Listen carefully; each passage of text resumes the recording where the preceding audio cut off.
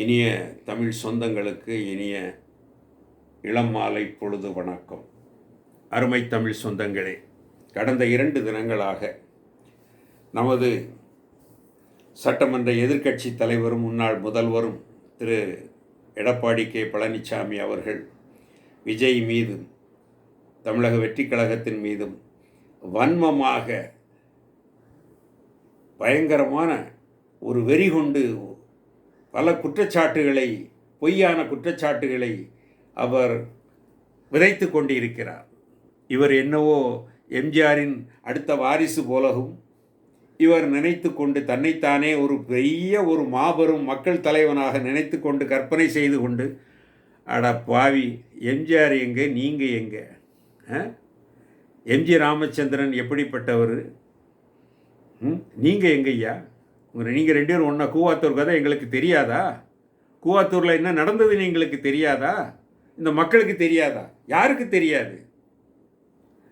என்னையா நீங்கள் இந்த மாதிரி ஒரு இத்தனை ஆண்டு காலமாக அரசியலில் இருக்கிறீங்க, எதிர்க்கட்சி தலைவராக இருக்கிறீங்க, ஏற்கனவே 4.5 வருஷம் முதல்வராக இருந்திருக்கிறீங்க, இப்படியெல்லாம் இருந்துட்டு இப்படி விவரங்கட்டத்தனமாக பேசுகிறீங்களே, கொஞ்சமாவது யோசித்து பேசுங்க ஐயா. ஐயா, அவர் எங்கேயா வரி ஏய்ப்பு பண்ணார்?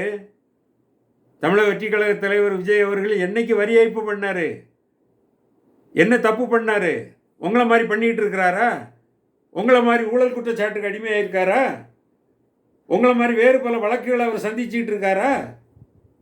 வழக்குகளையும் குற்றச்சாட்டுகளுக்கும் ஆளானவர்கள் நீங்கள் தானே. அப்படிப்பட்ட நீங்கள், உங்களுக்கு என்ன யோக்கியதை இருக்கிறது?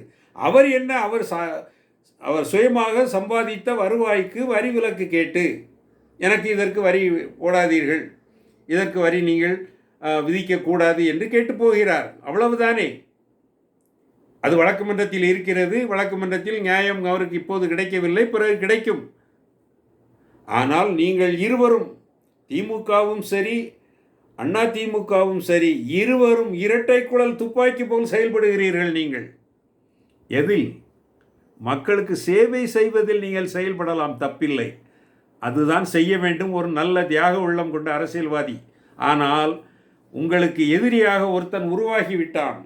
தமிழக வெற்றிக் கழகம் உருவாகிவிட்டது, தம்பி விஜய் உருவாகிவிட்டார் என்பதற்காக அவரை கபலீகரம் செய்துவிட வேண்டும், அப்படியே நிர்மூலமாக்கிவிட வேண்டும் என்ற அடிப்படையில் அவர் மீது நீங்கள் இரட்டை குழல் துப்பாக்கியாக மாறி மாறி எத்தனை குண்டுகள் மழை பொழிந்தாலும் நியாயம் தர்மம் என்பது அவரை கண்டிப்பாக காக்கும். கர்ணன் படத்தில் வரும், தெரியுமா உங்களுக்கு? தெரியுமல்லவா? கர்ணனில் நமது நடிகர் திலகம் அவர்கள் அந்த முதல் அம்பில் அவர் தாக்கப்பட்டு விழுந்த பொழுது, அதன் பிறகு அவர் மீது தாக்கப்படுகின்ற அத்தனை அம்புகளும் மலர் மாலையாக அவருக்கு விழும். நீங்கள் பார்த்திருப்பீர்கள், திரைப்படம் பார்த்திருப்பீர்கள். அதுபோலத்தான் நீங்கள் சொல்கின்ற குற்றச்சாட்டுகள் அத்தனையும் அவருக்கு வழங்கப்படுகின்ற மலர் மாலைகளை தவிர, மலர் கிரீடங்களை தவிர, புகழ் மாலைகளை தவிர வேறு எதுவும் இல்லை.